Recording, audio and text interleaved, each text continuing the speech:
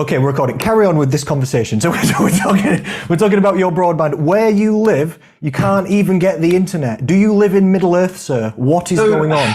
You live in the Shire.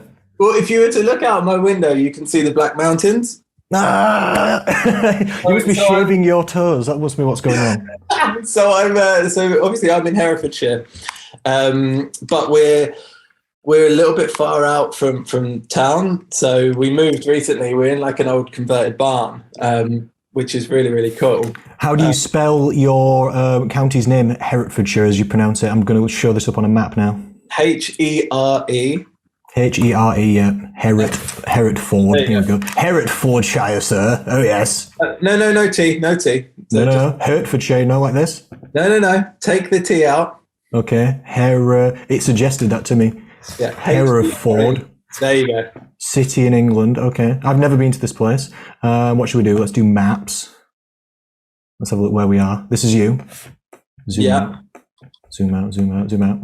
Oh, near Wales. Okay. We're literally like right on the border of Wales, yeah. So that little dotted line there, that's the border of Wales. Yeah, running straight up and down. Wow, so this must be a rural place. What's the population of your town or city, whatever it may be?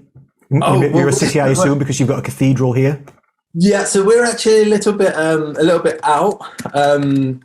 So we're actually in a little town or in a little village away from there, and in the area, there's like 755 people. That was in 2011 anyway, so I should imagine it's probably a little bit, we might have hit the 1,000. Yeah, interesting. Okay, I live here in Melton Mowbray, or close to here. I live slightly outside. I'm in Melton Mowbray now at the office here, which is the place in England famous for inventing the pork pie. Which, to be honest, I don't like pork pies, and I don't recommend people eat pork pies either. But I'm kind of against where it is. Though, right? Like that's where you're from. That's where you hail from, the land of the pork pie. See, Hereford has Tyrrell's crisps, and it has Bulmer's cider as well. Oh, Bulmer's cider, yes. For the Americans listening as well, they don't say crisps, do they? They say baked chips. They say chips, yeah. They say baked chips, which is fries, right? Yeah, so we're not that far from each other. Okay, but if so what we were saying anyway before this, and the reason I brought this up is if your internet goes off, which it may be, usually we don't edit the podcast. It's just a one and done. We're going to try, Connor. We're going to do our best. If I have to cut some bits out, I'll cut some bits out. If you log out and log back in, or do whatever you have to do. If I start sounding like Optimus Prime, you let me know. Okay, what's the bat signal? Is it this? I'll just do this. I'll just put my arms dead straight in the air. You see me do that, the internet's going off. I'll just pull. That sounds good to me. Thank you for coming to the podcast as well, Steve. I really appreciate it. Shall I do the intro and then we'll get started into some questions? Absolutely, yeah, let's do it. Ladies and gentlemen, welcome. I need intro theme music. That's one of the things that we need. Go on to Fiverr. I'm sure you'll be able to get it done. Yes. Have you ever used Fiverr, the website? I have. Used it loads. Yeah. Have you? And have you got good quality out of it before? Yeah, like it's fairly hit and miss. It's like you got to take the good with the bad. Sure, yeah. I've spelt it wrong there. So it's this Fiverr, and it's where you can pay an online digital creator of some kind a usually small amount of money. It used to be a fiver always, which is what we call £5 but now it's not, isn't it? Now it's different prices. And some of them now are tremendous amounts of money. Yeah, I'm sure they are. Yeah, it depends on what you're purchasing, but yeah, they can be really highly priced. But if you value your services, then price them accordingly, right? Yeah, that's true. If you can get lots of things done on there, though, can't you? You can get logos made. You could get podcasts like this edited. You can get things written up. You can get things transcribed. I got some logos made on there once. I didn't use them in the end. Get complete websites built now. Yeah. Interesting. Or if you're a listener of this podcast, or if you're a member of the Macros Inc. group and you can make music, come on then. Send it through. Send it through. All right, let's jump into some questions then, shall we? You've sent through some questions. I thought your topics were amazing. I've picked some questions and I've not sent them you. You've not seen these, but I'm just throwing them at you. Yeah, let's do it. Let's see what happens, hey? Okay. All right, so I'll go back to the share screen here and let's go to the first question. So this question is from the actual Macros Inc. client group. So this is just for us as coaches and our clients. And there's 15.4 thousand of us. Let's go. That's absolutely... That's high digits. It's raw power, isn't it? 15.4 thousand people moving forward towards health and happiness. Here we go, Pete. I'm only responsible for like 10 of those fake accounts. And we've got a question here. I'm terrible at pronouncing people's names anyway, but it looks like Malini, or how would you say that? How would you say that name? You can see that on screen here. Take a guess as well. I'm going to allow you to take this one. No, come on. I'm trying to draw you in here to join me in being incorrect, so it's not just me going solo. Anyway, they say, I've been hearing a lot about calorie cycling. Me too. I've answered this question here, and you sent in this question. I was going to bring this up to talk about anyway. So I've answered this question, but I am really, really, really interested to see what you've got to say on this, because I know that there's a lot of different opinions on this. So Malini or Malini or... I think Malini. Yeah, I'd go with Malini. We're going with it, aren't we? It says, I've been hearing about calorie cycling a lot. Just curious what Macros Inc. thoughts are on that. Basically alternating higher and low calorie days. I do have a coach, but she's having surgery. This is polite. So I don't want to bug her with my questions at the moment. Very polite. So yeah, asks the Facebook group where you can get more opinions in. I said this. I said, hey, Coach Connor here. I think this is an excellent tactic for many people, though it can be worked in many different ways. Sometimes it's called diet breaks or maintenance breaks or calorie cycling or higher and lower calorie days. But regardless, if somebody wants to lose 20, 30, 40, 50 pounds in body weight, maybe even more, some people come to me with 100 pounds to lose, or I've put underneath maybe even just 10 pounds. Mm-hmm. I'm not against people taking some high calorie days and little maintenance breaks, even if you've only got to lose 10 pounds, which is not the biggest weight loss goal. I think giving people a rigid calorie deficit of you will eat 1,500 calories every day, or you will have 500 deficit every day is, it can work for some people, but for a lot of people, I think it's a bit too specific, because they're not a dieting robot. No, they won't hit this same number every single day. So I do, in fact, encourage people to have either a calorie target range. Mm-hmm. Like I wouldn't say to somebody, I very, very rarely, if ever, give somebody a target of you will eat this many calories or you will have this exact deficit. Because I think, then it enters into this weird game of food Tetris, where they're trying to get all these different blocks of food with all these different numbers every single day to fit into this exact number. And if you're a bit above or a bit below, you're like, And we see this in I'm sure you see this as well in the Macros Inc. public group. People getting stressed because they're like, I've got 12 grams of carbs left. What should I do? And they're getting real stressed about it. I'm like, the first thing you should do is calm down, please. Yeah. First thing you need to do, chill out.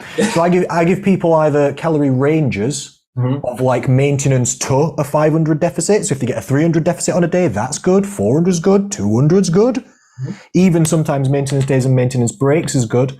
But anyway, before I just continue on with what I think, of course, what do you think, sir? What do you think about calorie cycling? Is this something you use? Is this something how do you feel about this? So, I mean, once again, it's very much dependent on the individual, right? Like if you've got someone who's a high level endurance athlete, then you might find that you're going to have to bump calories up to tailor their performance on certain days of the week, right? Because I completely agree. It's just going to be far higher. Likewise, though, you then look at it from a perspective of, okay, well, are those higher days going to actually be training days? Or are they actually going to be mini loads before their big events? So those, like that side of cycling, I think, especially for sort of endurance athletes, there's definitely a place, there's definitely a role, because if someone's running for 20 miles, like to get the yards in, they're not exactly going to be in a position where they have the time to get in a ton of calories either, right? So it's making the best out of what they have available to them. When it comes to more of our client base, which is going to be a lot of sort of general population, fat loss, weight loss, I think once again, it's very subjective to the individual. Like as long as calorie targets are met, there's no significant benefit to a calorie cycling approach, right? So like as long as, if we look at it from rather than a daily perspective of average, we look at it as a weekly average. So if someone were to consume 2,000 calories a day, and that would be 14,000 calories a week, or they were to consume 1,500 calories a day, Monday to Friday, and then they were to consume the remainder of those calories on the Saturday and the Sunday, and they still hit 14,000 calories, they're still going to be in the same deficit, or they're still going to be in the same maintenance. So yes, there might be larger jumps on the scales Monday to Friday, but then you're also probably going to go up Saturday and Sunday, right? So like subjectively from that perspective, there really is no difference as long as calories are equated and met.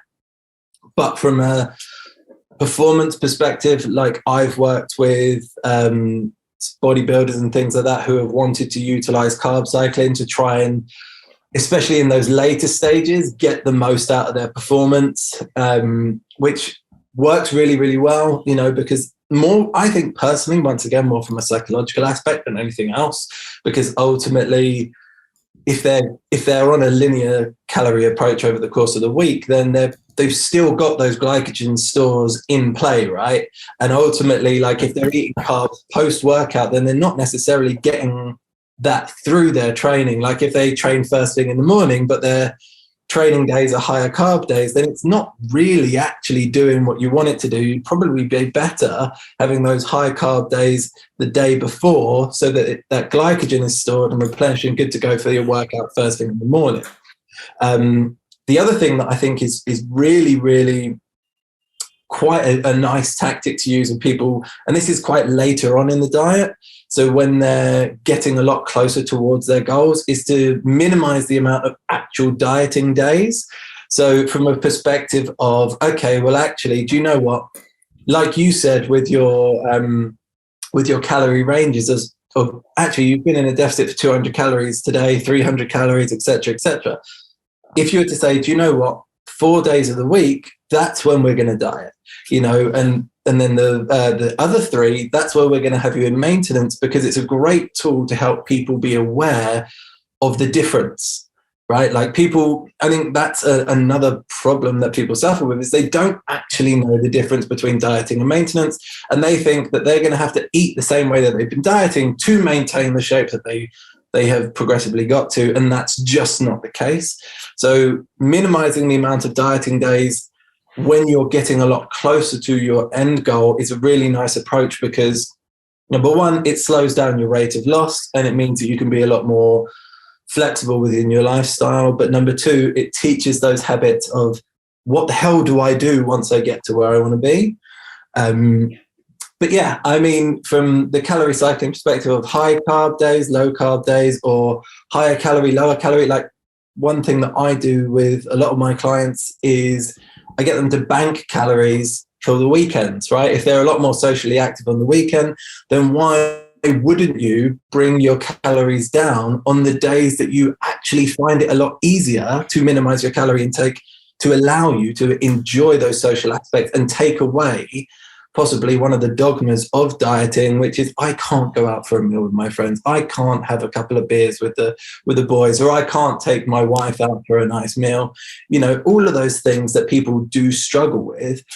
Banking calories on the days where, you know, it's literally, I wake up, I eat, I go to work, I might go to the gym, I come home, I eat, I go to bed, you know, those Monday to Fridays, we find a lot more manageable, right?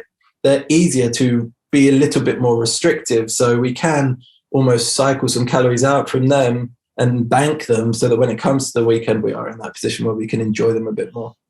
Steve, this is why I love you. You're absolutely awesome, because you've expanded on some of the points that I said in my post there, and agreed with some of the things I said, and you've also brought some things into that conversation that I didn't touch on or think of at all. Because you're right, when I write things and when I'm talking in the Facebook groups, etc., I'm almost always speaking about people who've got weight loss goals or health improvement goals and average people. You started the conversation by talking about endurance athletes, number one. Correct. That would be different stipulations and techniques, different requirements for these people. You could use different tactics. Bodybuilders, I agree.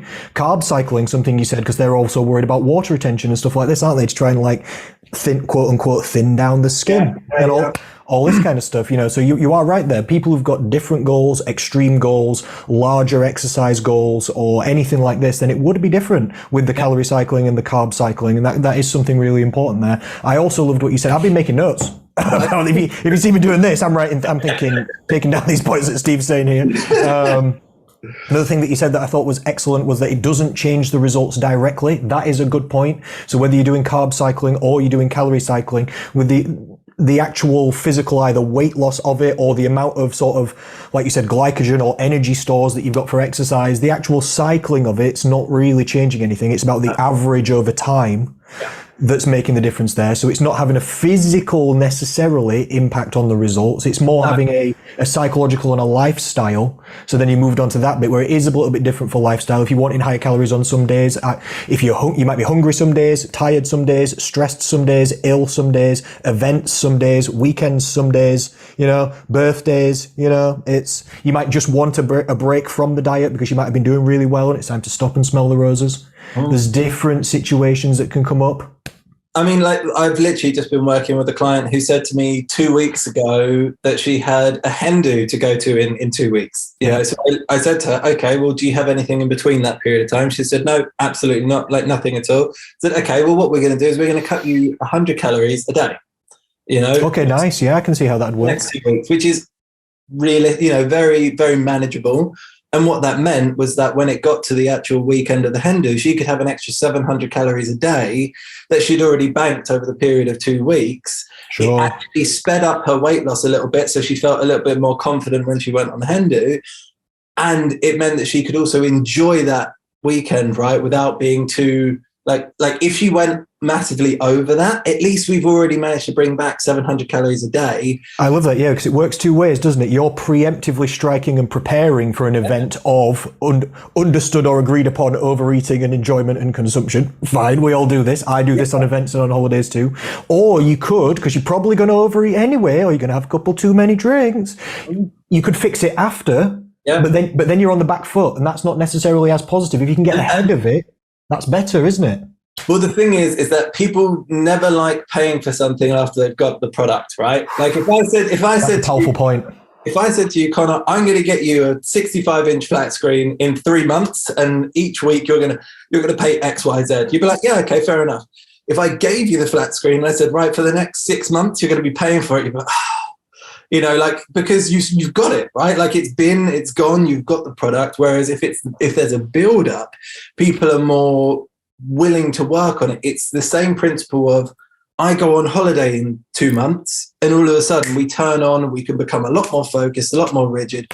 Whereas it's those 2 months when we come back where we're lethargic, we're not really motivated to do it. We don't have that same drive because we've lost what we're focusing on, right? So yeah, I completely agree with you. And more often than not though, I will sort of just leave it as a line in the sand if they go too far over. Because if all of a sudden, let's say they go, I had an extra 1,000 calories this weekend, I'd be like, well, what you could do is you could drop it 200 calories for the next 5 days.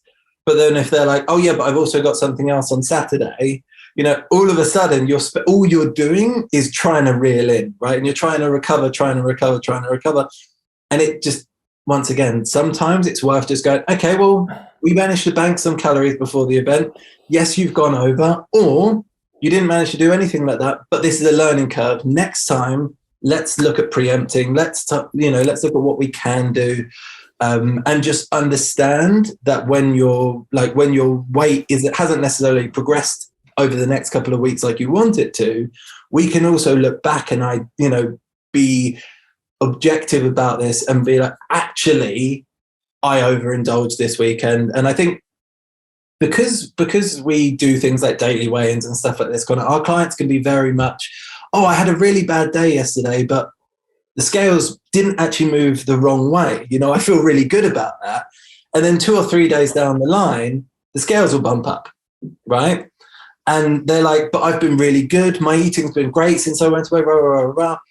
And they don't realize that actually it's not as simple as the calories that you ate one day compared to the calories that you ate 3, that takes a lot longer to actually set as body fat or to actually impact the scales and things like that, doesn't it? Because there's so many things, so many variables to consider there.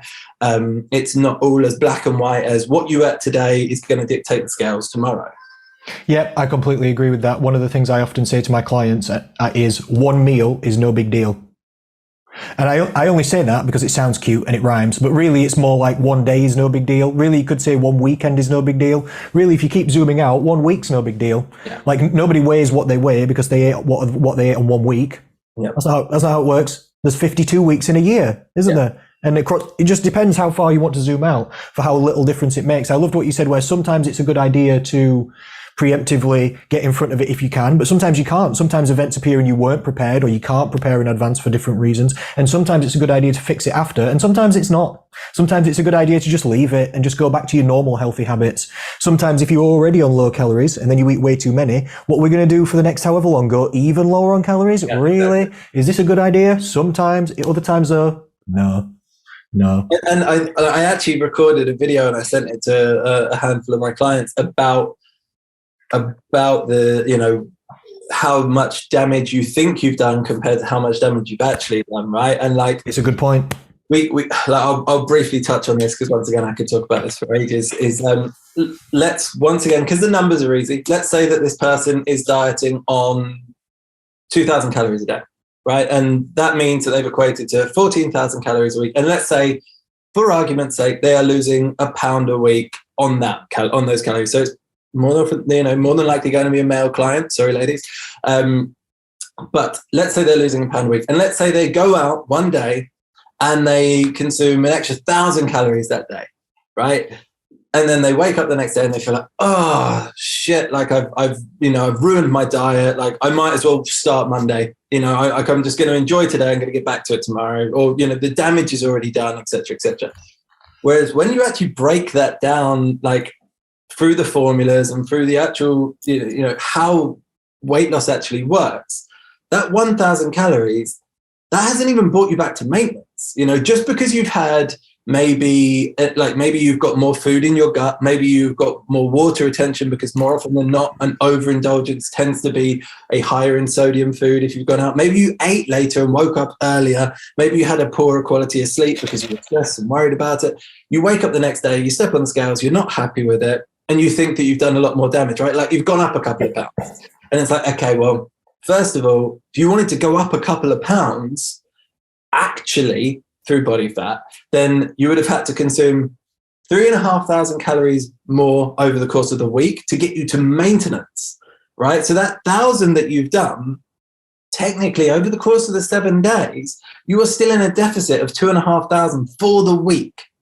right? You may not have lost your pound, but you will have lost 0.6, 0.7 of a pound if you just get out of your own way and you go about your day, right? Yeah. Whereas the next day, it's an extra 500 calories. The next day, it's another 1,000 calories. And even still, if that were the case, that's still 2,500 calories. You're still in a deficit over the week for 1,000. So you still haven't even made it back to maintenance. To actually, and I think this is where the scales can be, you know, a little bit like, you need to make sure that your client knows that just because you've gone up in weight doesn't mean you've stored more body fat, right? Like fluctuations are very, very common, will happen day to day, especially if all of a sudden you've been having like dieting calories for a period of time and then it goes up. Of course, your glycogen stores are going to be, you know, taking a lovely boost, which means you're going to be storing more water, and there's a whole other host of factors there, right?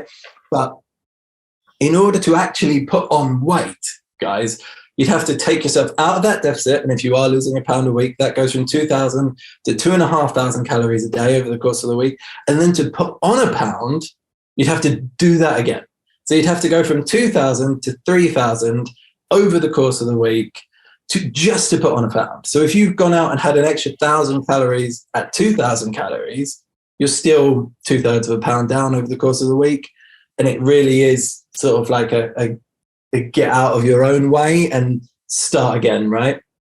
This is lots of good points within there that people really need to understand. So I'm glad you brought this up. And this brings us also nicely onto one of the other posts that I brought up, because I've got a graph showing weight loss results with the ups and downs and with an average trend line of fat loss drawn across it. So basically what you're saying is if somebody's doing 500 calories deficit, under eating, losing weight in the week, if you're doing that for 5 days, then you go over by 1,000, you've done that much good work in the week. You aren't actually negating all that good work that you've done in the previous week or the previous 2 weeks. Keep zooming out.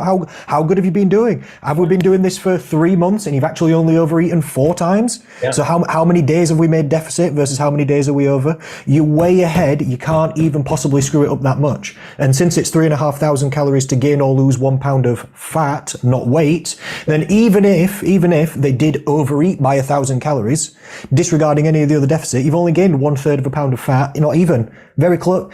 Small.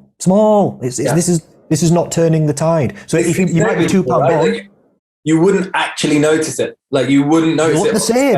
Yeah. Let's not pretend you look the same. So you might have gained 2 pounds or 3 pounds, but it's mostly water retention, bloating, food volume, carbs, salt, stuff like this, inflammation from alcohol. Stuff. It's other, isn't it? All right, good. So I'll show you this little graph I've got going. Here it is. Look, it's Jem as well. So this is in the Macros Inc. public group, 408,000 people. This is Jem. She's a moderator and she's actually the marketing manager for Macros Inc. She's an excellent, excellent lady. And she's showing here that we practice what we preach. She says, this is what weight loss looks like. We all think it's a lovely, simple downward trend. This is me 7 weeks into an 8-week cut, 9 pounds down. Mm-hmm. That is powerful because I will also say she is not overweight. So that is, if we were looking at percentage of body fat loss, like how much body fat has she actually got versus how much she's lost, she's actually smashing it here. And this is actually going really, really well. She's, when you weigh in daily, imagine how easily I'd have thrown in the towel if I just weighed on those big spikes, which is true. Can you see my cursor on the screen? Yeah. Yes, excellent. Like this is another good point for why we don't do too infrequent weigh-ins. Because imagine if she weighed in on this high point and then left it a week or two and weighed in on that high point, you'd think, I've not done anything. Yeah. You'd think all this effort and it's amounted to nothing. But no, really, you've just not got enough data. I always try and teach my clients it takes about 6 points on a graph or more for me to start seeing some kind of average trend. So the more times, I don't make them do it every day, but the more times they weigh in, the quicker we can get to this. And what I do for my clients is this. So I've commented here. I always draw a rough average trend line on. You can just basically do it by joining the first point and the last point. This is Jem's actual same graph from before. Now you can see underneath the weight changes, the body weight shooting up and down. That's loads of things. Okay, maybe she hasn't eaten perfectly, but maybe it's also hormones. There'll be water retention. There'll be exercise. There'll be hydration. There'll be all these fluctuations of weight going in and around it. But the green line shows her rough average fat loss trend because all the water retention comes and goes, but the fat's only going. So that's why the weight's driving down on average. And when you draw an average trend on it like that, it's much clearer to see what the actual results are. We've also got to look at this as, this is Jen, so she is a female, which means that we have to take into consideration her cycle as well, right? So like one thing that I try and get across with my female clients is that week to week, like averages aren't fantastic for female clients, in my opinion. It's not quite long enough time, is it? I prefer more like 2 or 3 weeks or more, preferably. I prefer cycle to cycle. Or monthly, yeah, okay. Simply because if you look at it from a perspective of, okay, there are certain weeks within your cycle where water retention is going to increase, bloating is going to increase, and more often than not, there's a small increment in the scales, right? Like it can go up a couple of pounds. Like I say small, it can go up 1 to 3, 4 pounds simply because of a certain stage of your cycle. Now, if you were to look at your previous week where you'd said that you ticked every box, you'd hit your calorie targets, et cetera, and then all of a sudden you start to see the scale go up, like psychologically, that can be like a kick while you're down, right? Because you're not feeling your best in that stage of your menstrual cycle anyway. Whereas if you were to look at the previous month where you're at the same stage of your cycle, and yes, you can see that fluctuation that's gone up, but you can see that on a month to month, that trend has actually gone down. And when you were at that stage in your cycle a month ago, you were 2 pounds heavier than you are now. Like if you go, like once you've got 2 months of data or 2 cycles, you can literally go, okay, well, you can preempt it as well, can't you? So you can actually see that, look, remember, this is what happened last month. This is what happened the month before. There is probably going to be a bump in the scales, but that's absolutely fine. And I think the more that we can get our clients to be aware of that, the better. Whereas exactly like you said, if they weren't weighing in consistently and then they just weighed every other week or sporadically, they might be 2 or 3 pounds heavier, but they've done everything that they needed to do. Whereas if you'd weighed 4 or 5 days later, you'd have that big drop again, So like for me, I try and like with my female clients, I try and get that point across in the fact that it's, men, we're quite lucky in the fact that we'll probably have it like that, right? Like there will be less fluctuations, more likely to see a week on week drop, But if you look at Jem's one, there's some really big spikes, and if we were to look at that, like I don't know how long the chart is actually over. But you might actually find that if you see some of these big spikes, if it is over a couple of months, or it's 7 weeks, right? So you might find that there's actually 2 cycles in that chart, and there's where those spikes have come from. But to anyone who had just seen those high peaks, like you said, that would potentially be enough to derail someone and call it quits. Long-term perspective then, isn't it? And this is difficult for people because it's not a good thing. But there's a lot of variables to work with. I agree. Zoom out on it. Really nice. Really, really nice. All right, let's look at a couple of other questions then. We've done this one. Okay, this is interesting then. Switching vein a little bit. Sheena asks, how often would you do a full body workout? How often to get the fastest results? Thanks in advance. Take the floor, Steve. Okay. What do you think about full body workouts and how often are we doing them? It's subjective, right? So for me, when you're writing a training program for someone, we need to know all the variables, and that in itself sort of helps me decipher how I'm going to program for you. So someone who can train 5 days a week compared to someone who can train 2 days a week is immediately going to change the way that I formulate your program.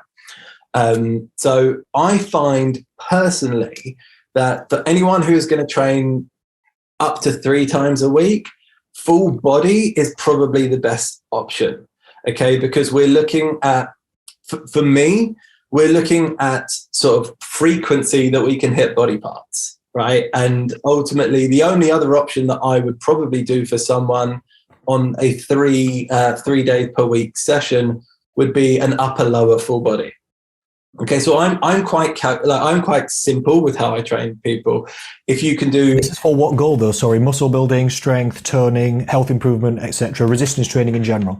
So if it's resistance training based, then yeah, like the foundations of how I set things are fairly in place, right? So like if you're training once, it's going to be full body. If you're training twice, it's going to be full body. If you're training 3 times, it's either going to be 3 full body or an upper, lower, and full body. If you're training 4, I will tend to go an upper, lower split, purely because then you're hitting everything twice, right? So the frequency there is the key element. We've seen that one of the main things that people want when they're dieting is they say toned, right? They say that they want to tone up. They say that they want to be more defined, more sculpted. Now, we know as coaches, in reality, what that means is more muscle mass. Like, it's not necessarily what people want to hear, but the reality of it is that it is that. If you had more muscle mass and lower level of body fat, you would feel those things that you want to feel. You would feel sculpted, you would feel lean, because you would have the muscle behind it to show. It's like if you work with someone who hasn't really got much abdominal development and they lose a ton of weight and they question why they don't have, a rippling 6-pack, and it's like, well, you haven't done any development on your abdominals to warrant that, right? So this is where training comes into play. So if your goal is fat loss and your resistance training is not a fat loss tool. Okay, and I've had this argument with loads of people. In fact, I was presenting at Body Power when it was running a few years ago, 5 years ago, and one of my slides was resistance training is the worst tool for fat loss. Like, argue with me, and I had people in the audience being like, "You don't know what you're talking about," etc., etc. And if we look at sort of like the hierarchy of what we're trying to get out of resistance training, burning calories is like so far down the line And the amount that you might actually burn, if you were to go on a walk for the hour that you were in the gym, you would probably burn more calories than if you were training really intensely in the gym lifting weights, right? Because you need recovery. You end up standing around or sitting down. You're not moving all the time. Your heart rate will go up and down. Whereas if you're going on a walk consistently for an hour, it will probably be consistently elevated. So you probably burn more calories if you took the dog out than you would if you were going into the gym. But we don't go in there for that. We go in there to retain muscle mass while dieting. Like, that is probably the key focus, right? Like, it's the same reason we say to people, we're going to increase your protein intake while you're dieting, because research has shown an elevated protein intake and resistance training means that you're far more likely to maintain muscle mass than you are to end up using it as fuel, right? Because once again, guys, that is an actual process. And Connor, you've probably done a lot of the in-depth on the actual process itself with your educational side of things. But there is a process where your body goes, I don't want to use as much body fat as I have been. What else do we have to spare, right? I've got a sufficient amount of muscle mass that I don't really need. I'm going to use some of that and I'm going to break it down and turn it into energy. And that's what we try and negate with resistance training. That's what we try and negate with an increased protein intake. So once again, the research has shown frequency for building muscle. If you can hit those muscle groups at least twice a week, you're far better than if you were just hitting them once a week, right? And that, once again, you could take that full body session and you could split it into two and do it over 2 days, do the exact same amount of volume, the exact same amount of load. You would still be better off doing it that way. So for me, that's what I try and do with my training programs. If you're doing full body, it's a great way to get frequency.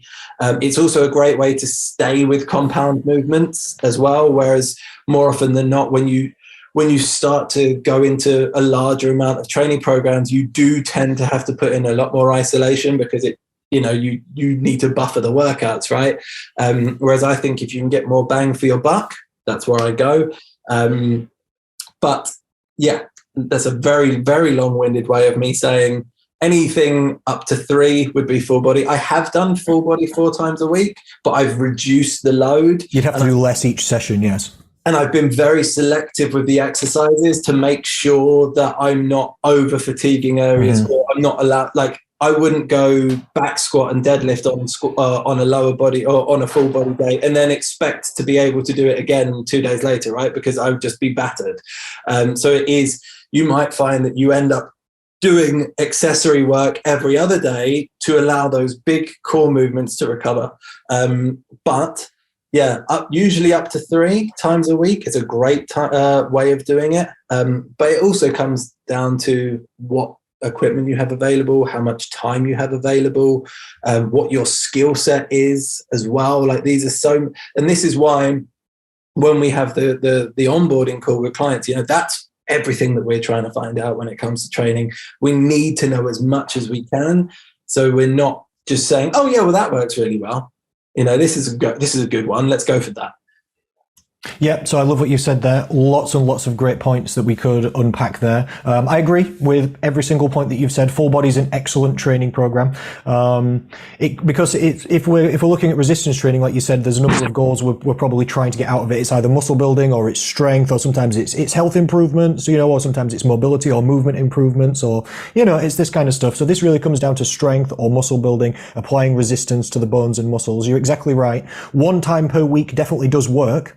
We know this because for many, many years, people did what's called the bro split of chest, back, shoulders, legs or skip legs, arms, weekend off, hitting each muscle once per week. Did people make gains? Yes, they did. Did people build muscle and strength? Yes, they did. But is it the most effective thing to do?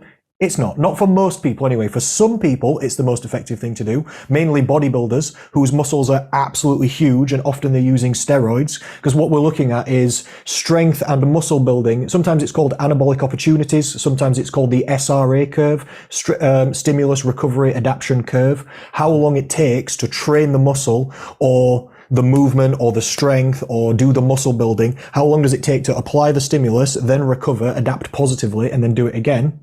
These adaptation curves, especially for muscle building and stuff like this, for normal people's toning goals and stuff like this, like you said, muscles only recover really for like 72 hours maximum. Usually if you've got small muscles or you're not that strong, like I'm not the biggest or strongest guy, is it going to take me 72 hours to build all the muscle I can build after a resistance training stimulus? Probably not. A massive guy like Arnold Schwarzenegger, his pecs, one of his pecs is the size of my whole body. So when he does chest and he's been training, in the past, let's say when he's like champion bodybuilder, he's been training 10, 20 years, best genetics in the world, advanced supplementation, shall we say as well. So he has to do that many exercises and it takes that much strength and that much effort that, yes, okay, these massive bodybuilders, they do one body part maybe once or twice a week, that kind of thing, because they have to do that much work, that much volume, then they have to take them that long to recover. For us with normal, sorry, go on. But then you have to look at the argument of, are they actually performing to the best of their ability in 50% of their workout, right? Like if you look at it from a perspective of, okay, well, they've done incline bench, flat bench, dumbbell bench. Yeah. They like, it's more volume, but is it decreasing in sort of effectiveness? That's Dorian Yates's approach, isn't it? Yeah. He used to be the world champion bodybuilder from the UK, and he used to do very heavy, very intense sets, but not that many sets. But because we also have to remember, right? Like by the time you've done 3 or 4 chest exercises, like your chest is fatigued. It's fried, right? Which means that you're not going to be able to maximize on your next movement because it's 3, 4, 5 movements in. Would it be better to do those movements in another session where you're fresh or where you've been recovered? It can be sometimes, can't it? Yeah, massively. Yeah. Like sometimes you're adding to the fatigue and the soreness that you're getting from it, and you're making the recovery curve longer without actually the productive stimulus at the beginning to build more muscle and strength. Because it's not like you just do more sets in one session, you automatically just build more muscle and strength. It's not like a linear volume to sort of gains. No, it's not. No. Sort of approach, is it? So you're right. There's like effective volume, and then there's kind of like just flogging the dead horse afterwards. Yeah. Is the juice worth the squeeze? Is a good way of looking at it. Yeah, but I agree with what you said. Full body is probably the best program for most people. This is why I would also start beginners on 2 or 3 times a week, full body. They don't need that many exercises per muscle group or body part or movement pattern, whatever way you're looking at it, to get the good work in. They can do 1 or 2 for each area, and then it's good. Get out of the gym, recover, do it again. Then this can be called anabolic opportunities. Like if somebody trains their bum muscles, say they want to grow glutes, they want to grow some bum muscles. If they train it once a week, you get 52 chances a year to practice the exercises, build strength, build muscle. If somebody does it twice a week, you get 104. Guess who's got better glutes at the end? It's the person who did it twice as much as you, isn't it? And that's not an infinite, because it's kind of like it'd be a bell curve, wouldn't it, of results, where if you do no training, you get no results. If you do 1 session a week, you get massive, infinitely better results than 0. You have to times 0 by infinity to get to 1. Twice a week is a lot better. It might even be double as good as once a week. You might get 100% increase again. 3 times a week's probably better again, but not another 100% better. It's not triple as good. It's like maybe... It depends on your training age as well, right? Like if you've been training effectively for years, and more often than not, I say people have a lot lower training age than they realize, right? Because whether we like to think it or not, we might feel that we're well trained, but I can guarantee you that nutritionally it hasn't been supporting your training the length of time you've been training. And we might have had periods of time where we haven't trained, we might have had injuries, might have this, etc., etc. Like there are very few people that I could say have a training age of 5 years or above, for example. With optimal sort of training and nutrition, is this what you're getting at? Exactly. Yeah. Yes, exactly that. So for the average person, it's more of they're learning skill sets, right? Like I always try and simplify the tracking principle for people, and I might focus solely on calories, and I might focus on a 100-calorie window either side. Because like what you said, if you know what the deficit's going to be and you give them the ability to aim for it, but as long as they, whether they fall short or whether they fall ahead of it, as long as they're in and around that over a period of time, they're not failing, right? They're still achieving, they're still succeeding, and that is far better. It's like me saying to you, right, Connor, I want you to hit the bullseye on the dartboard, right? Or I want you to get on the board. You know, like one you could probably do with your eyes closed, and one you might take 50 attempts to get it, right? And I think that it can be really, really demotivating when we're working on such fine numbers, when the reality is our expenditure is different from day to day, right? So we can't actually say, I've put this person on 1,500 calories because I know that's going to be £1 a week loss, because their output is going to be like this every single day. Same with, so teaching them how to track effectively, even if you simplify it, it's still a skill set. It still takes time. And it's the same with training. If you're not used to going into the gym, or even if you're used to doing it previously and you haven't done it in a couple of years, and that is more often than not the case, you know, like people come back to it and they're like, oh, well, I used to do this. I'm like, okay, but what do you do now? Oh, I haven't done anything for 6 months to a year, but I'm going to go 4 or 5 times a week. And it's like, but you do 0 now, you know, and if we all of a sudden say 4 or 5 times a week, that's amazing. And I almost feel like I'm like saying, no, let's slow down. Let's calm down a little bit, because what you're trying to do is overreach here. You feel you need to do a hell of a lot more than you actually do. And you forget that you are going to experience fatigue. You forget that movement patterns that you haven't used in a while are going to be rusty. You're going to need to learn those again. And it's going to take time. So actually, like, the most minimal dose is usually more effective, right? So someone who says that they're going to train, like they haven't trained for a really long time, they're going to go, I want to go 4 or 5 times a week. I'm like, okay, well, let's aim for 2 or 3 this week, you know, and let's be consistent with that. Because once again, similar principle to the calorie target. If you get those 2 or 3 sessions in, fantastic, you feel really good. If you aimed for 4 or 5 and you only got 2 or 3, you feel shit. Even though you did well.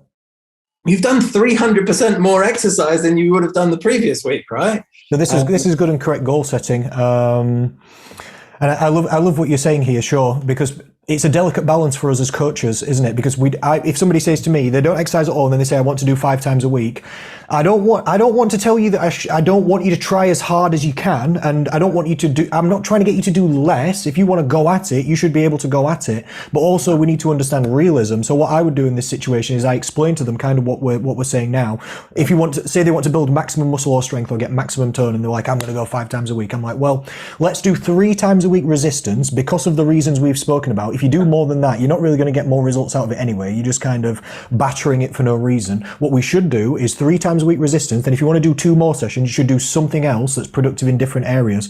Either do lots of walking for calorie burning, like you said, or do cardio for fitness, or do yoga or stretching or mobility or sports for social and for getting out and in, you know, all the, so let's not just hammer the same thing over and over again. Let's do enough to get the good results on that, and then let's make variance so that we can be well-rounded and get more in different areas. And people seem to really work well with that. Completely agree. Absolutely. And I think one of the things that I try and get across to people is we want this to fit in with your lifestyle, not dictate it, right? Like people, the all or nothing approach, it's great in theory, but it has a shelf life, right? And I think like you can't be all or nothing for the rest of your life, which means if you are, then all you're going to do is get to where you want to go, and then you're going to move away from it. You're going to get to where you want to go, then you're going to move away from it, and you're going to constantly feel like you're chasing. You know, it's like the donkey with the carrot. You know, you're going to constantly feel like you're chasing that carrot because you never realize that actually, if you were just to sit down, it would drop right in front of you. You know, like if you just slow things down and realize this is my life, this is what I like to do, this is the things that I want to do on a weekly basis, where can everything else fit in around that? You know, there's a difference between optimal and practical for everyone. And it's finding that nice, you know, that marriage of what is optimal for you and what you can actually practically apply. And that is, yeah, it takes time to do that, because we often, like, when we're excited as well, right? You know, we're really excited to get involved and get started. And the last thing you want to do as a coach is take that away from someone. But you want to make sure that it is applicable to the individual, and you want to make sure that they're not going to demotivate themselves because they don't feel they've done enough, when they're already, just for the fact that they're on the call with you, they're doing more than they've done. I love it. How much time have we got left with you, Steve, here? I'm good for a little while. All right, good. Yeah, I loved some points. I'm glad you brought up this all or nothing sort of feeling that people have, because I think this is a very important point that a lot of people struggle with. I find that humans are quite naturally all or nothing. This is why cars do 200 miles an hour, even though the speed limit's 70. And it's why the iPhone gets better every single year, even though we only do Facebook and YouTube. It's how we've concreted over the entire earth. We naturally gravitate towards extremes and we're like more, refine, attack. It's what humans do. So people feel like, oh, I'm an all or nothing person. I'm like, yeah. Kind of most people are all or nothing people. And for some things in life, it works. Some things you can go all or nothing and it does work. Some things in life, though, it does not work. Food, it does not work. If you eat all the food you can possibly find, you'll die. And if you don't eat any food, you'll die. So we can't do all or nothing with food. You can't do all or nothing with money.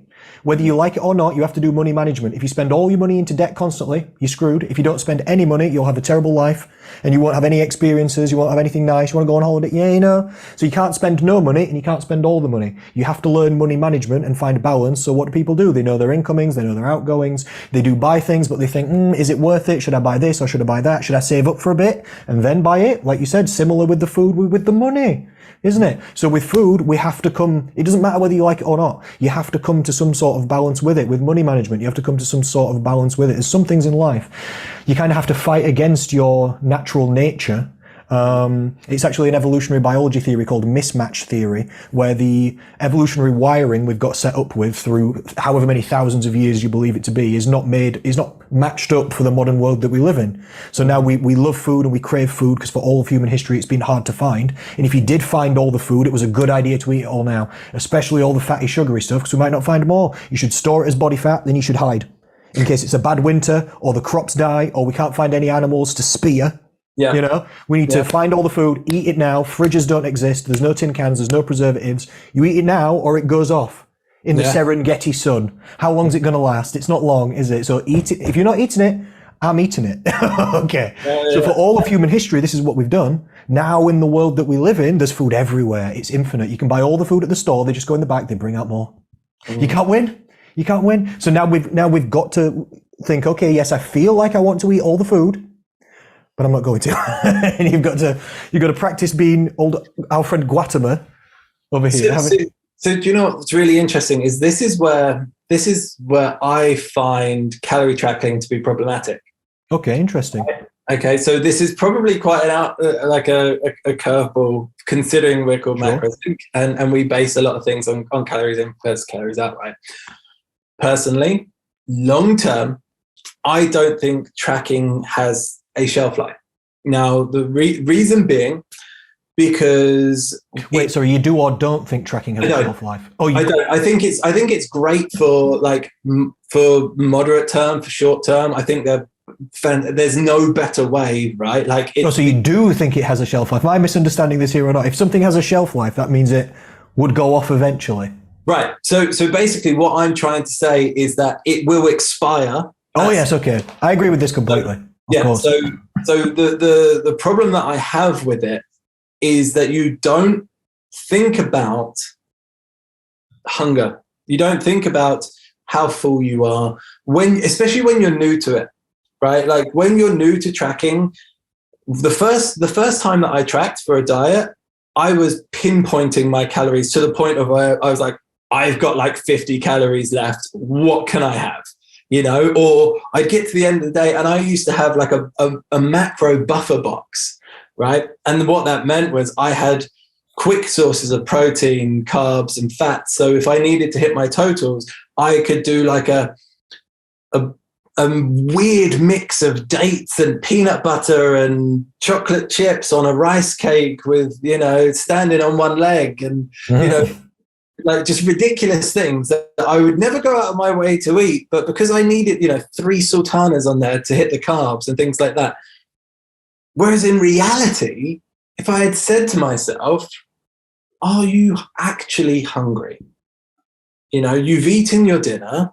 It's freaking 9 o'clock at night. You're going to be going. If you've got weight loss goals, don't eat extra calories when you don't want them. This is not exactly the case, right? But this is in the grand scheme of things the problem, right? Because what people do is they eat every day in a certain way, and then they'll go out on the weekends and they'll overindulge, and they haven't banked anything through the previous, like through before the week, and they don't bank anything the next few weeks, like the next few days, and then they do the same thing, right? So our habits have dictated ultimately where we are.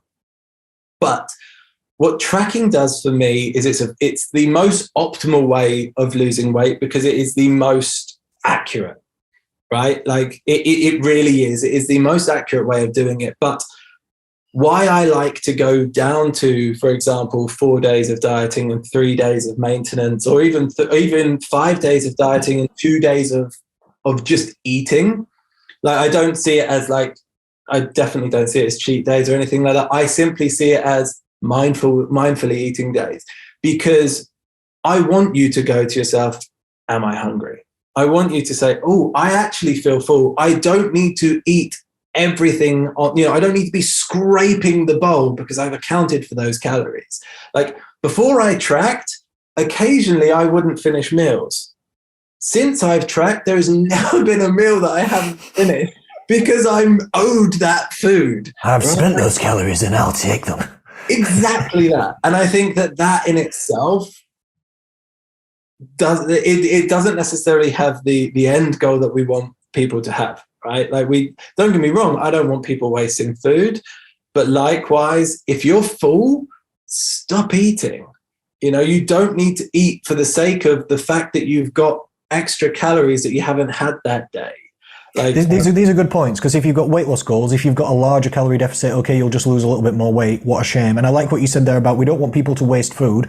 I completely agree, but you also don't want to waste your health. And if you're eating it for no reason, it's going to get wasted, whether it goes into your mouth or in the bin. You're not a dustbin. Your health and yourself, your body, us as humans, we are special. Food is special, but it's not that special. And not in the Western world. It's everywhere. It's cheap. It's not worth as much as you. If you're going to put anything on a pedestal, people need to put themselves on the pedestal, not the bit of food that they kind of don't want to eat anyway on a plate. It's not worth as much as you. It's even for maintenance though, right? Like, not even just weight loss, because ultimately if your goal is to maintain your weight, then you should never really fully be full.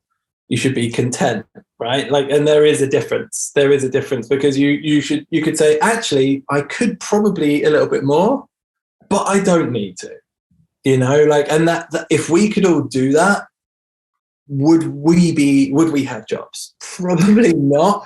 Like, if people could actually say, like, stop themselves and be like, actually, I've had enough, or if people made better choices with their foods. And like, this is why I think tracking is great for everyone, because the first time I did it, I was like, oh my God, how high a calorie is this? Or, oh my God, I can eat so much of this compared to this, and it is like, for example, 2 chocolate digestives, which is a biscuit, which is a cookie. 2 chocolate digestives have the same amount of calories as about 400 grams of strawberries, right? So when no, the digestives have probably got more, haven't they? Strawberries are 30 calories per 100 grams of digestive biscuits. Like 440 grams of strawberries to 200. To 2 chocolate digestives. Just in case people don't know what these are excellent. If you don't want to start dipping these, great. Yeah, you don't want to dip these into tea or coffee. It will set your calorie intake on fire. If you start dipping these. They are a classic. These are what we call biscuits, aren't we? Yeah, or cookies for you Americans. It's definitely not a cookie though, is it? It's like thinner and it kind of snaps, whereas cookies are like larger and have usually got stuff in them. Biscuits don't. Some biscuits have stuff in them, don't they? Like raisin biscuits you can get. Yeah, I mean, like, well, this is a biscuit. Look, you can't say that's a cookie. It's just not. If I Google cookie, what would say that's not? Sorry, but that's not the same thing. The dough mixture's not the same. No, it's not. Anyway. But anyway, so like, more often than not, our biscuits have got like an oat base, right, or something similar. Yeah, so do I. But what I'm saying is which option are you going to feel more satiated by? Like almost half a kilo of strawberries or 2 little biscuits. Yes, and the sort of vitamin and mineral intake and the fiber intake's better, and the hydration that you get from the fruit, and it's which once again, like, if we were all to make more often than not better food choices, like, that's the other line, right? People think that you can't have those things ever, and that's just that's just wrong. Yeah, I love what you've said here. There's many good points here. So you are right. If people only ate kind of as much as they needed to eat and people didn't like that really full feeling, like I like that, sometimes if you stuffed all the time, you kind of don't feel good. But sometimes I like to feel really full. But there has to be a balance with this. So what I usually do is this is not what I recommend to anybody else, but my personal diet, especially if I'm trying to keep my body fat really low, is I eat a large breakfast in the morning, sometimes up to like 1,000 calories. So it's a big breakfast. Then I'll eat nothing all day. I just work. And I might even get a bit hungry in this time in between. I might even I'm not doing anything about it. And then in the evening, I'll eat another 1,000 calories. So my calorie intake's about 2,000. I kind of do, it's not intermittent fasting. I call it midday fasting. I've never heard of this. I've thought of writing a book. It works for some people. Just work if you're busy, if you know you're not going to be able to eat or get a lunch break at work, if you're really busy like me, blast a load of food in the morning, make sure your protein intakes are rocking, fill yourself up, power through the day, just be busy, and then eat again at night.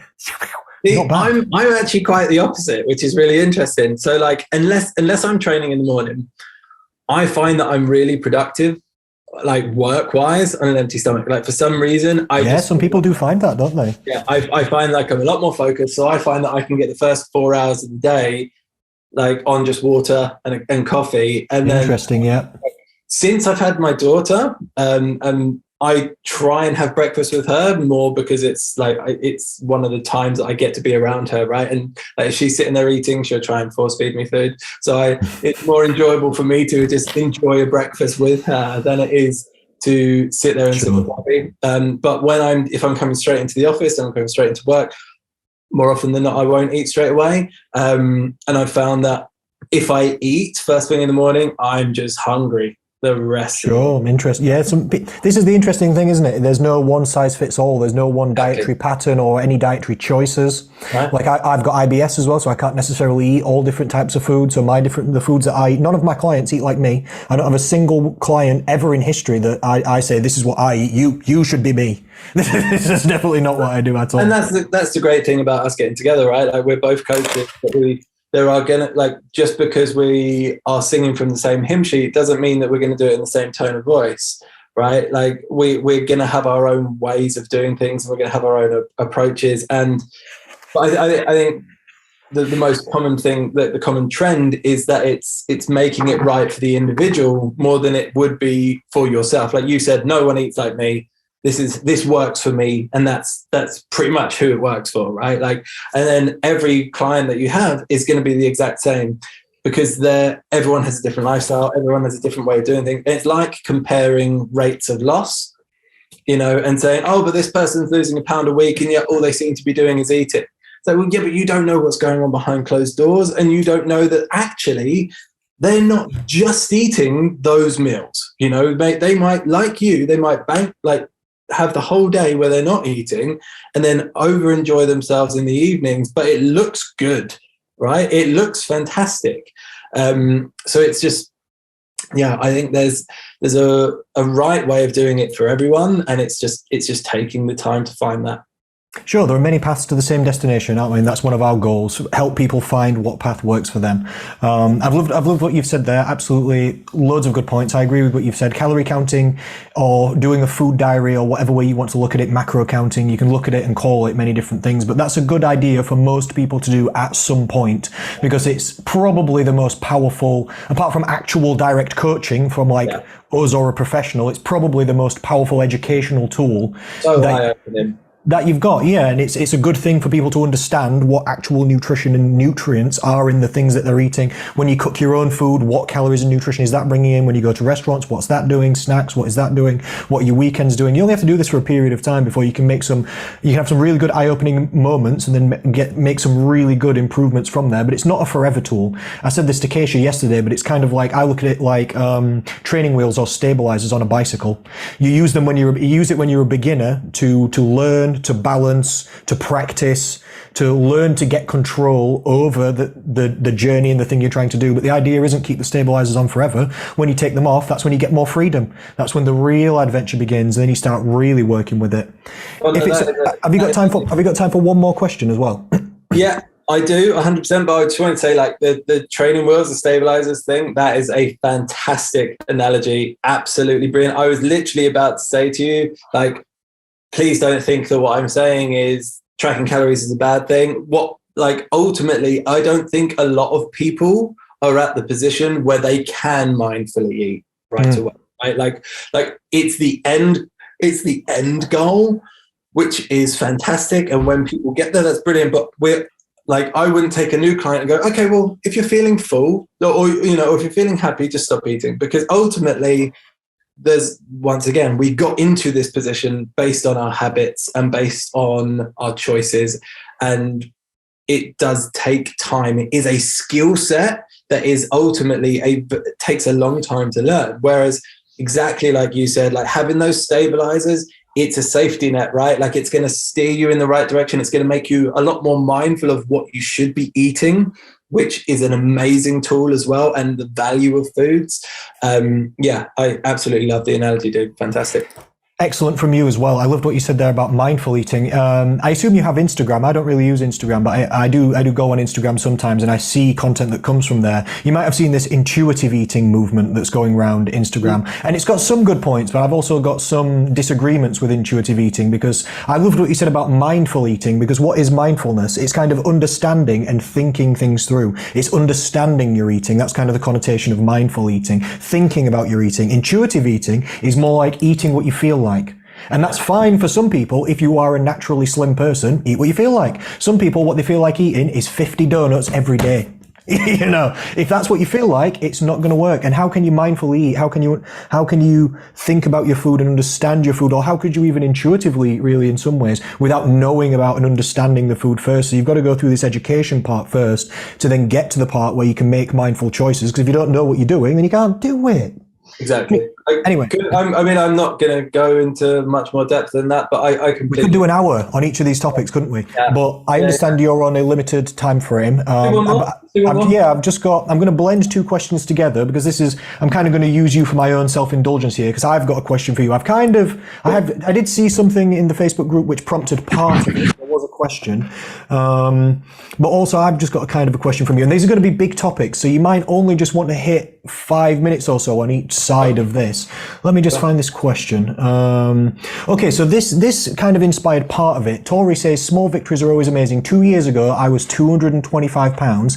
Now she's 171 pounds. So she's lost, 50 pounds or so, etc. So I started thinking about big weight loss goals, and this is something I wanted to talk about. And then this is a question from me. See, this is not a post from the group. I've just written this. How to get very lean. So I wanted to get kind of two perspectives from you. What I'm kind of asking you is any advice or a few top tips for somebody that's starting a big weight loss goal. Like if somebody comes to you and they've got 50, 75, 100 pounds to lose, what are you thinking and where are you starting? And then also on the other side of the perspective, if somebody's not overweight, they're not trying to get from overweight to not overweight. They're trying to go from not overweight to very lean.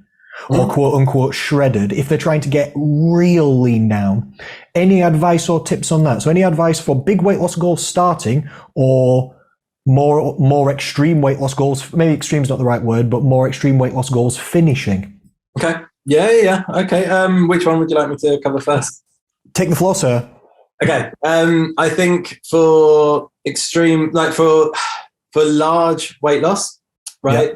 Yep. The most important thing is letting them understand time, right? Like understanding that it's going to take a while. And I like to say to someone, I don't like to, it's never really a nice thing to say, but it's saying, look, how long has it taken you to get you where you are? Because people want things quickly, right? Like people want those results yesterday. And the reality is, your habits have led you to be where you are. If you're looking to lose 100 pounds, that hasn't happened overnight. There was a point where you were 10 pounds heavier and you probably said, I should do something about this. And then it was 25 pounds and you're like, I'm probably not happy with where I am, but it's okay. And then, and once again, I could never get into the psychological understanding of that person, but it's taken you a long time to get there, right? Like we understand how much you need to consume to put on weight, like same principle of how much you need to consume to lose weight. So it has taken time. And the principle that I would say to someone is I want to have the most minimal impact in what you're doing that creates the greatest result. Oh, right? that's a good, that is good, isn't it? So the smallest lifestyle changes for the biggest impact towards the goal. That's good. Yeah, because ultimately what they're doing is habitual for them, right? And like I learned a long time ago, I've been coaching for almost 15 years now. I've learned a long time ago that modifying a habit is far more powerful than trying to create a new one. Okay, like, and this is where people really like specific diets, right? Because they think, oh, I'm doing all of these good habits. And it's like, well, what you're doing is you're ticking boxes on what you've been asked to do, right? It's like just doing daily checks, you're going through the motions. But once you get to where you want to go, you stop doing those daily checks. So they're not actually habits. They're tasks that you had to do to get to where you needed to go. Whereas if I look at someone's lifestyle and let's say they need to lose 100 pounds, I'm not saying that they're doing loads of things right, but I can guarantee you that there are going to be some. There are going to be some things. And the things that, like, I have a client at the moment who she's not trying to lose drastic amounts of weight, but she has like 3 normal Cokes a day, right? And like the calorie content in 3 normal Cokes a day pretty much covers more than her if she were to lose a pound a week on weight loss, right? But I don't want to take all 3 of those away.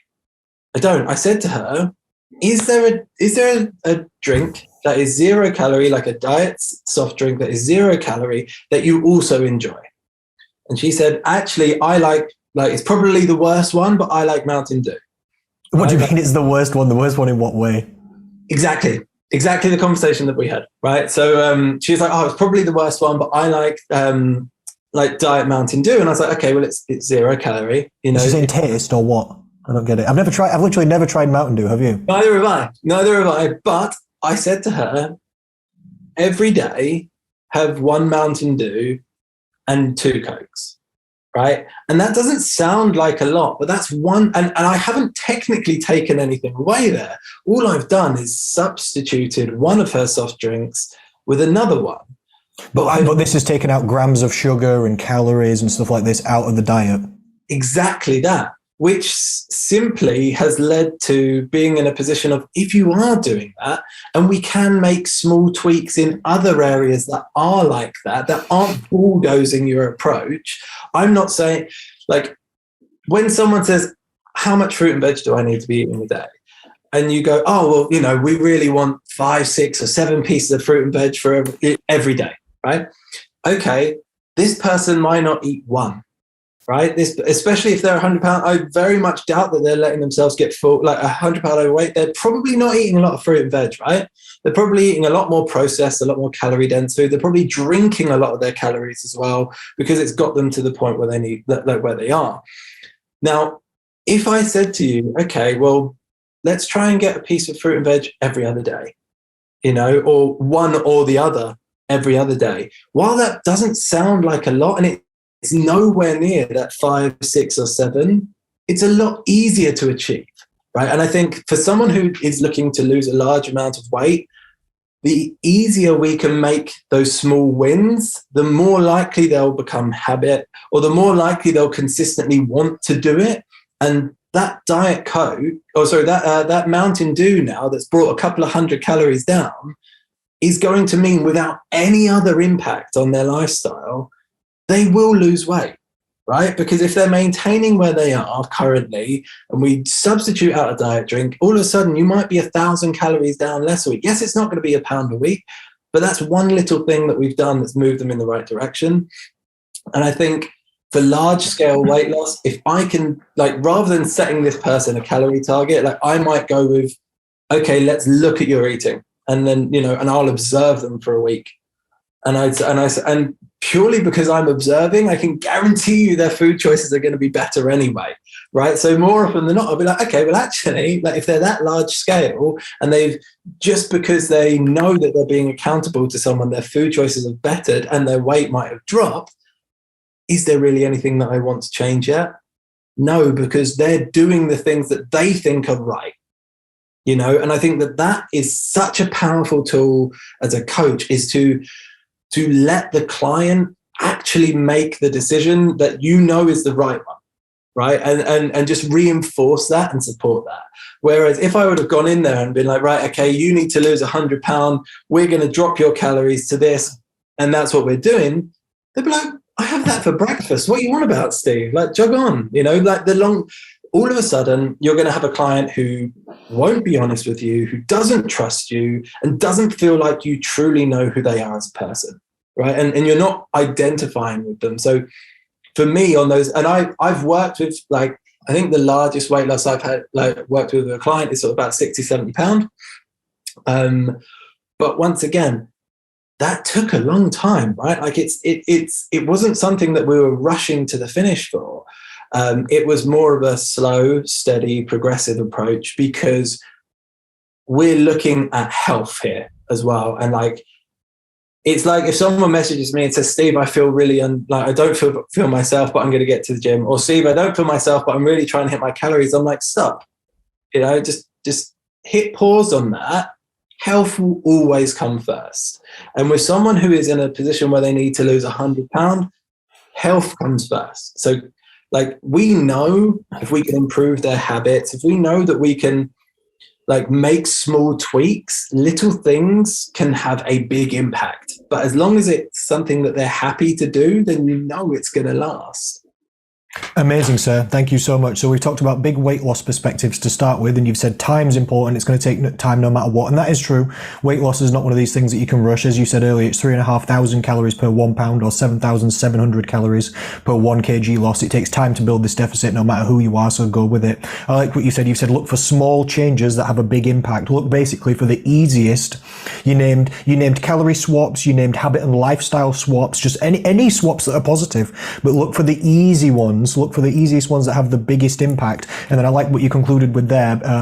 I've just put a little one-liner. I've put make sure you feel good while you're at it, because you're talking about health. These people are doing this to try and feel better. If you're starving yourself down or putting pressure on yourself, or if we are putting pressure on people as coaches, this is adding negativity to a situation which is supposed to be creating positivity.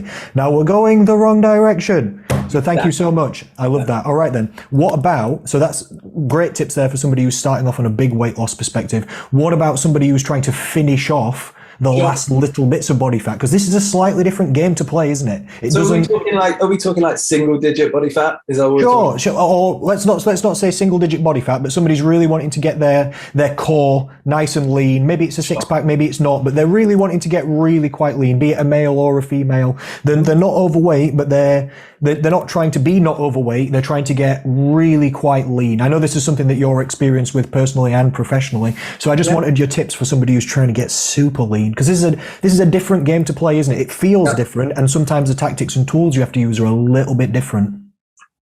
Get comfortable with being hungry. Oh, okay. So you're saying hunger increases the leaner somebody gets, or something like this? Well, what you've got to remember is our bodies don't want to be lean, right? Like we all have a natural sort of set point where our body is like, yeah, this is me comfortable, right? And like, Connor, if you didn't track your calories or anything like that, and you just ate consistently over a period of time, you would probably put on a little bit of body fat, but because you know what you're doing, because you have a better understanding, you would still hit certain principles, right? And your body would probably taper off and end up staying in a certain place, right? Like I understand. Can I say something about this? Sorry. Yeah, when I was on the live with Keisha yesterday, somebody asked a question about what I think about body weight set points. I couldn't see exactly who it was. And I love what you're saying there. And I just wanted to add in, just as a little side note for people, if you are somebody that's got a larger weight loss goal, or you're experiencing negative physical or mental health issues, if it's making you not feel good physically or mentally in any way, and you think it's your body weight set point stopping you losing weight, it's not. Because nobody's body, people do you right, your natural body, genetics, habits, lifestyle, all these things add together to create this set point where somebody, based on who they are and what they do and what they live like and where they are and all these different factors, does come together to some sort of range where people's body weight would naturally fluctuate if they don't do anything about it properly. But for anybody that's got if you're experiencing physical or mental health issues from your body weight, then that's not it. It's not the body weight set point. You're not supposed to be, it's not like your body's holding you in this ill health position. That's not it. It's that, I mean, we don't go by the BMI too much, do we? But that's why the BMI has got a quote unquote normal range. Because it's going to be more close to there. For some people it's higher, for some people it's lower. But sorry, please continue. No, but it's the same principle as when people say starvation mode, right? Like people think, I'm not eating enough calories, so I'm not losing weight. Well, tell that to people who are dying of hunger.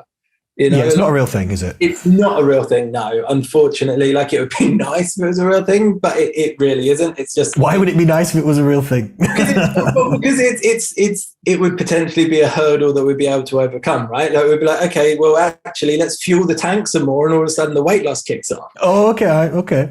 But from a perspective of, like, in reality, it's not that way. But you're right, actually. If you could eat more and then the weight went down more, that'd be amazing. I never thought that before. But so I know that realistically, I probably hover around 90 kilos, right? I haven't really tracked my calorie intake for. How tall are you, just for asking? 6'1". 6'1". That's why you're looking down at the camera like this. No, well, I've got like a tabletop thing on my desk that turns it into a standing desk, but not when you're 6'1". So for like the average person, you probably. But I am wearing branded clothing this time. You just can't see it as in much depth as your one. I need one of the t-shirts.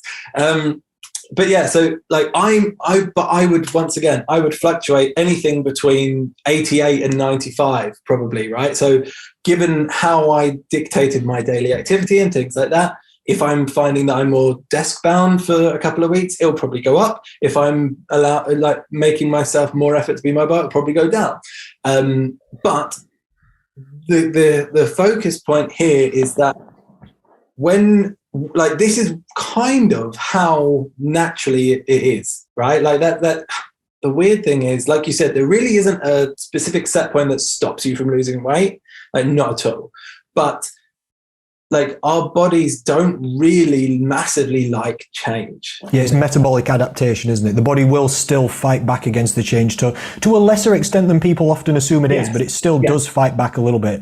Exactly that. So what we're doing when we want to be a certain way compared to where we are is we're in essence starving ourselves, right?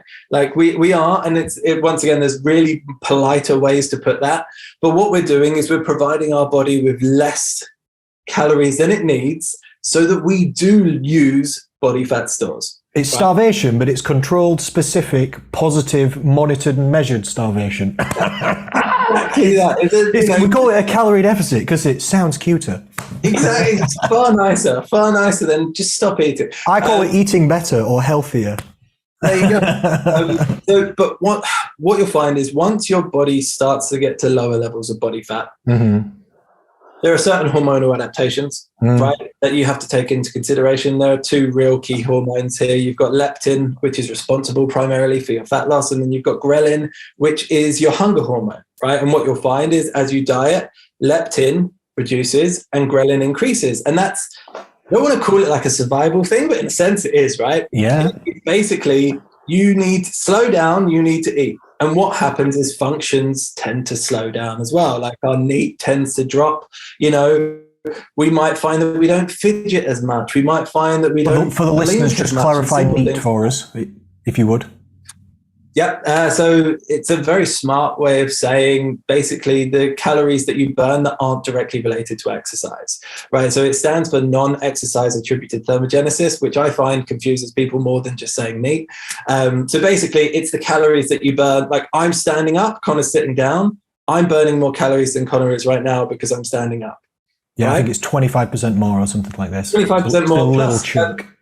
Plus you add the weight, you add the height, it's probably closer to 30. Oh, here we go. Calling me small again, are we, Stephen? Thank you, sir. I've never called you small. No, not directly. Not directly, just indirectly. Exactly. Never to your face, always to about here. This is small shaming. I'm calling it out directly. It works though because I will train harder. I'll be doing bicep curls, crying in the mirror. There you go. Steve, it's not going to make you. It's not going to make you taller. It's not going to make you taller. But anyway, so my original point is get comfortable with being hungry purely because the longer you diet, the more you're taking yourself away from that point, right? And once again, like I said earlier, we have to identify that when we're dieting, that's not the calories that we're going to consume to maintain that weight. But likewise, you can't just go back to where you were initially and consume those calories either. You have to understand that if you want to stay at this point, the energy needs for this person are less than that person, right? Like where you were when you first started. So we have to identify that you're probably initially going to be hungry here. But if you're looking to get to this point, then that's going even further. And it is to the point of understanding that hunger is a common byproduct of dieting. And I say this so many times, it is the main factor when you diet is hunger. And I personally have had bodybuilders, like competitive bodybuilders win shows and be on very, very low levels of body fat. And I haven't really changed their approach at all. It's simply time. It's simply the fact that they might have a better training age, so they have built more muscle mass. But the principles of dieting don't really change. Yes, there are certain tools that we can take into consideration, like, for example, diet breaks.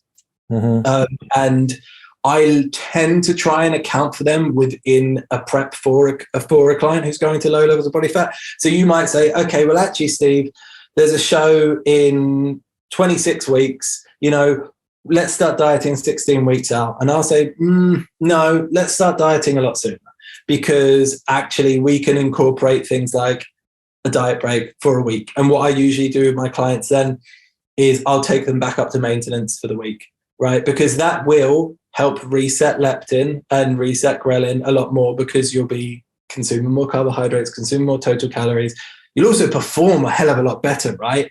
Like there is a massive psychological impact through prolonged dieting. So a maintenance week for people is a fantastic tool to utilize. And the great thing is you can utilize them as often as you want if you're not working towards anything specific. So if, let's say, for example, you, Connor, let's say if you're like, Steve, I'm going to do a photo shoot, but then after that, I want to maintain this level of condition for a prolonged period of time. I would say, okay, well, let's look at either changing the approach and having 4 diet days and 3 at maintenance, which means, number one, your leptin and ghrelin aren't going to have a drastic amount of time to drop before you then have a few days of maintenance. So it'll bring them back up, which will make the dieting approach easier.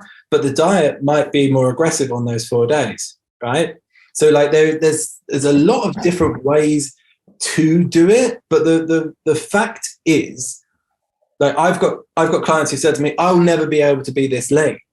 And it's like, well, you will, it's just time.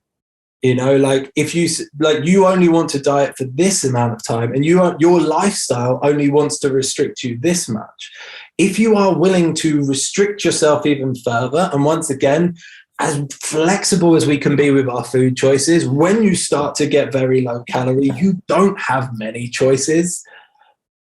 It does impact your lifestyle, right? Like I prepped my wife to compete, and she weighs like 50 kilos, and she's like 4'11", Connor. So she's like similar to you.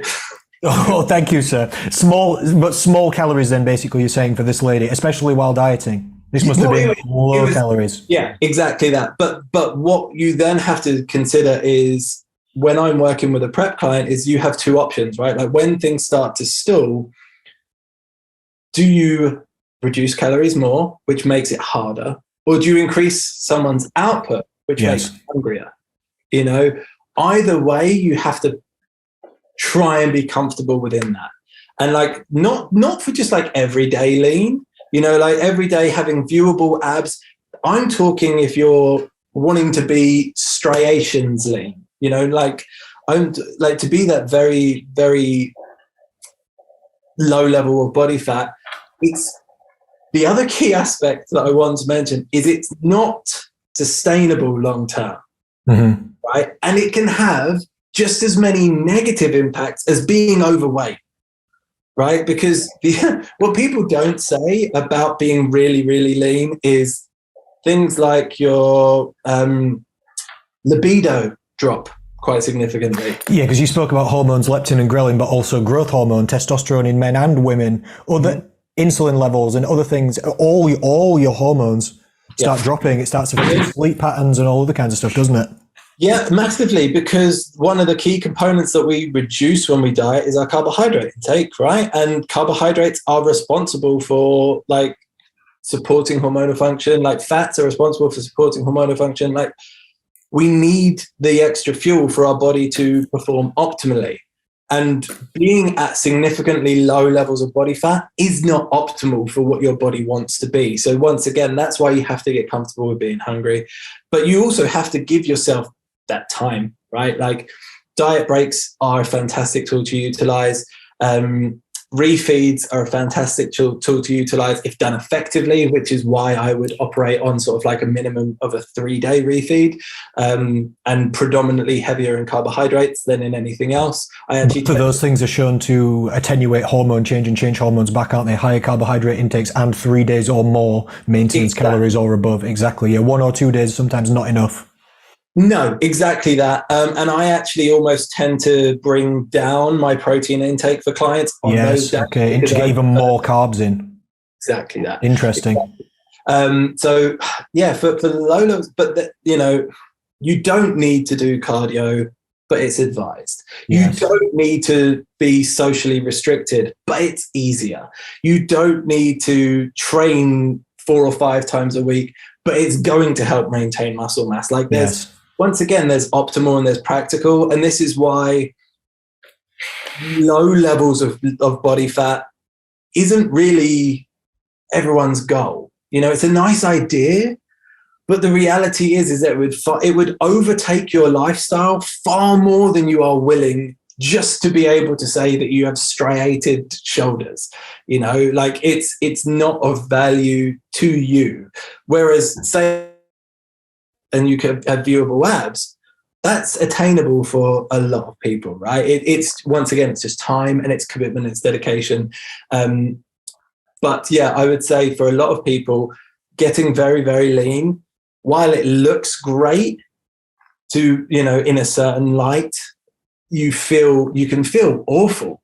You can literally, like your sleep can be really, really bad. Like I used to wake up, like Ruth, for example, when she was out close to competing, she'd find that she'd wake up several times through the night because she couldn't actually lie on her side because her hip was a lot leaner. So she found that it was just hurting lying on her side. Wow, interesting. There's also studies that this happens in all mammals, where if you calorie deprive not even just mammals, but animals, if you calorie deprive animals, their sleep will reduce because the body's prioritizing finding calories for survival over sleep, even to the point where if you put a fly in a room and there's food, it'll eat food, sleep, eat food, sleep, eat food, sleep. If you put a fly in a room and there's no food, they've done this in studies, it'll just fly around non-stop. It will not sleep because it will just constantly search for food. This is like an inbuilt-in mechanism, literally, for survival. Well, I mean, exactly.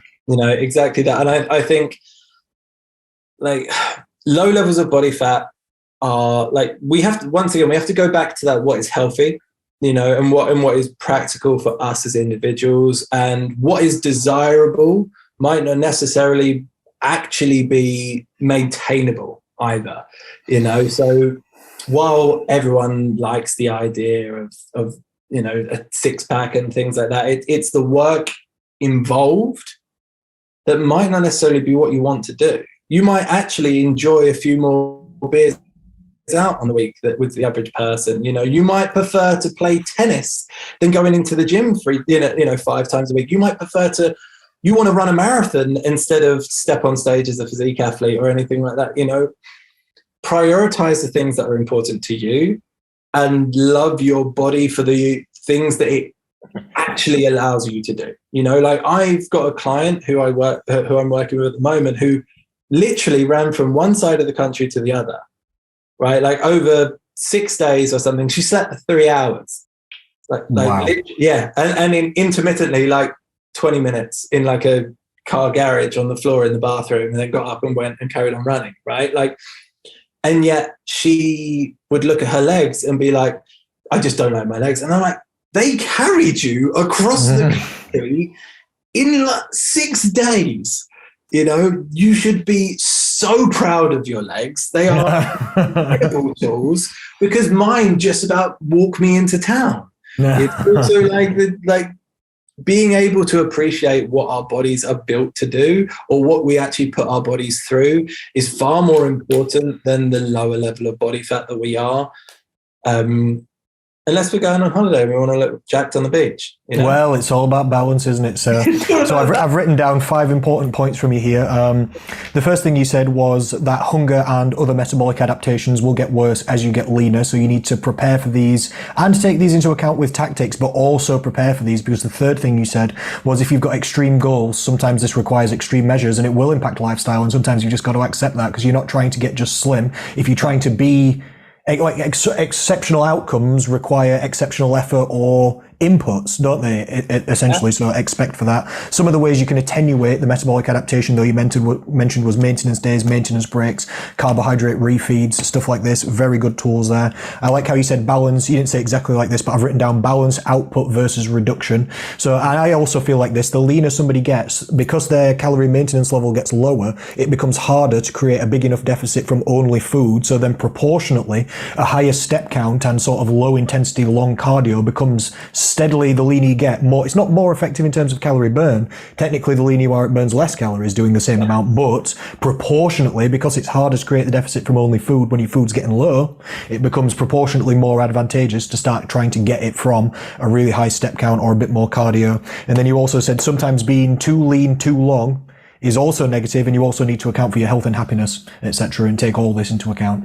See, and I said that over like 10 minutes. We should have just let you summarize, Connor. It would have been far more efficient. Well, I can't summarize unless you lecture, sir. So it's just teamwork, isn't it? Thank you so much, Steve, for your You're very welcome. It's been great. For your time today. No, this has been an excellent podcast. Thank you so much. I've learned a lot. I'm sure the listeners have learned a lot.